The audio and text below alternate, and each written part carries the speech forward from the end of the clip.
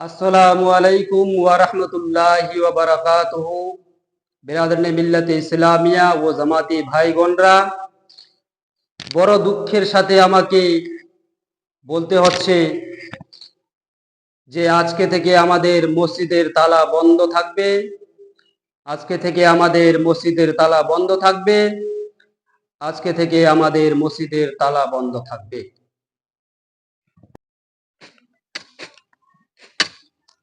রে মসজিদে এলান করলো না ইমাম সাহেব?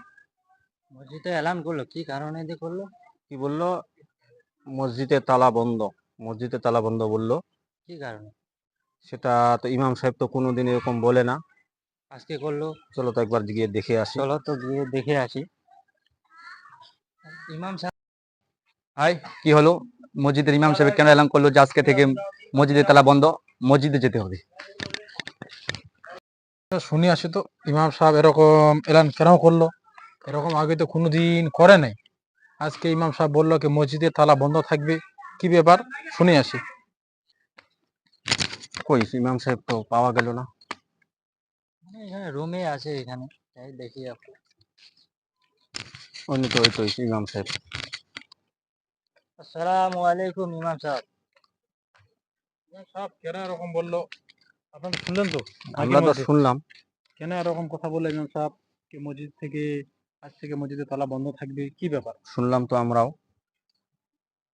তো এটা যে কেন বললো এটাই তো আমরা এখনো ভাবে ইমাম সাহেব পাচ্ছি না। সামনে আছে, ইমাম সাহেবের কাছে জিজ্ঞাসা করে নি কি কারণে। বিসমিল্লাহ। ওয়া আলাইকুম আসসালাম ওয়া রাহমাতুল্লাহি ওয়া বারাকাতুহু। ইমাম সাহেব আপনি যে এলান করলেন আজকে, এরকম এলান কেন করলেন, কি কারণে? ইমাম সাহেব আপনি যে এলান করলেন আজকে, কেন এলান করলেন?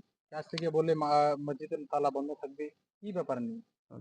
হ্যাঁ ইমাম সাহেব, আমিও শুনলাম যে মাইকে এলান হলো যে আজকের থেকে মসজিদের তালা বন্ধ থাকবে, কি কারণে?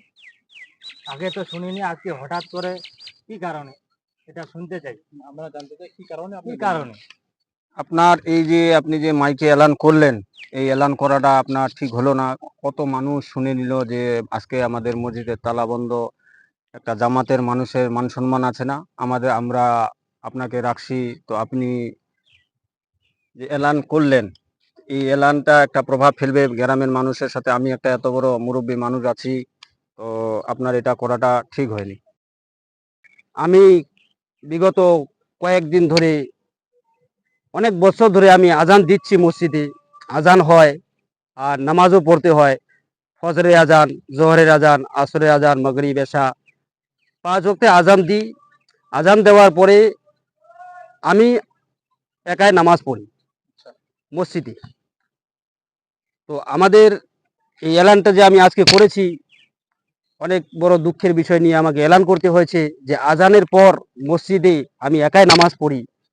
আমাদের কোনো জামাতবাসী ভাইরা, কোনো নামাজি ভাইরা মসজিদে নামাজ পড়তে আসে না।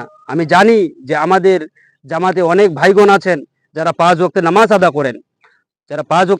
করেন, কিন্তু নামাজ আদা করেন ঠিক, কিন্তু বাড়িতে বসে বসে বাড়িতে ওরা নামাজ আদা করেন, মসজিদে ওনারা আসেন না। আপনারা মসজিদে কেউ আসেন না।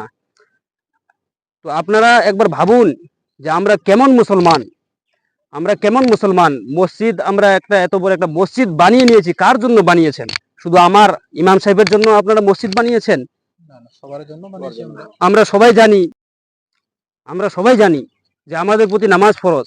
মসজিদ হচ্ছে আল্লাহর ঘর, মসজিদ হচ্ছে ইবাদতের ঘর। তো মসজিদ আমরা যখন বানিয়ে থাকি, তো মসজিদে আমাদেরকে ইবাদত করতে যেতে হবে।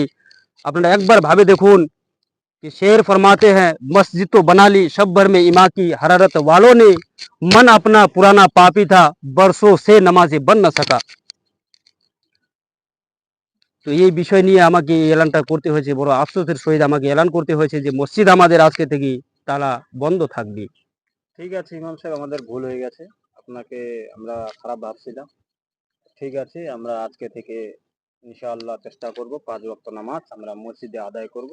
ইনশাআল্লাহ আপনারা অবশ্যই আসবেন, মসজিদে জামাত হবে। ইমাম সাহেব আপনারা রেখেছেন, তো অবশ্যই আপনারা জামাতের শহীদ মসজিদে গিয়ে নামাজটা আদা করুন। ইনশাআল্লাহ। ওয়া আখিরু দাওয়ানা আলহামদুলিল্লাহি রাব্বিল আলামিন। ওয়া আলাইকুম আসসালাম ওয়া রাহমাতুল্লাহি। যাই হোক ভিউয়ার্স, আমরা এই ভিডিওটা বানানোর উদ্দেশ্য হচ্ছে আপনাদেরকে একটা মেসেজ দেওয়ার, যে আজকে আমরা মসজিদ অনেক বড় বড় তামির করেছি, অনেক বড় বড় মসজিদ বানিয়েছি, এসি লাগিয়েছি, টাইলস লাগিয়েছি ঠিক, পয়সা লাগিয়েছি, লাগিয়ে আমরা মসজিদ বানিয়েছি, 2 তলা 3 তলা করে মসজিদ বানিয়েছি। আফসোসের বিষয় হচ্ছে আমরা নামাজ বাড়িতে পড়ি। মেসেজটা দেওয়ার উদ্দেশ্য হলো আপনারা মসজিদে এসে নামাজ পড়বেন। যেহেতু আমরা মসজিদটা বানিয়েছি সেহেতু আমরা মসজিদে এসে নামাজ পড়ব। বাড়িতে নামাজ পড়তেছেন, বাড়িতে না পড়ে এখন মসজিদে পড়বেন। তো আল্লাহ সুবহানাহু ওয়া তাআলা আমাদের সবাইকে যেন জামাতের সহিত 5 ওয়াক্ত নামাজ আদায় করার তৌফিক দান করুক। আমিন আমিন। এটা চেষ্টা